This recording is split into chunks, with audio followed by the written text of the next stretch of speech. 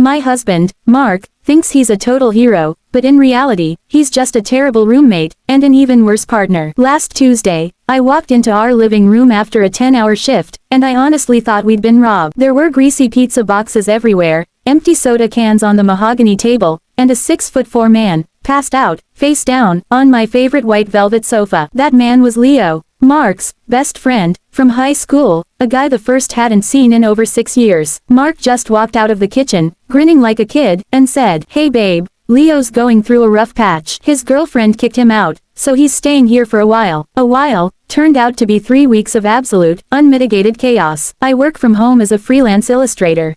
I need my studio space to, you know, pay the mortgage. But Leo decided my desk was the perfect spot for his dual-monitor gaming rig. When I told him he had to move, Mark actually looked me in the eye and said I was being selfish. He said, "Sarah, he's family.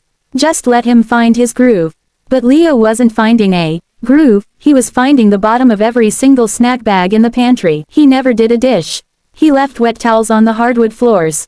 And the absolute kicker, Mark was funding Leo's rebound, using our joint savings account, without saying a single word to me. I found out when I saw a charge for $400 at a local steakhouse. I finally reached my limit. I told Mark, either Leo leaves by noon tomorrow, or I'm gone. Mark gave me this look of fake disappointment, and told me I was being unsupportive and cold. That was the moment it clicked. Mark didn't want a wife, he wanted a maid who paid half the rent. So, I didn't wait for an answer.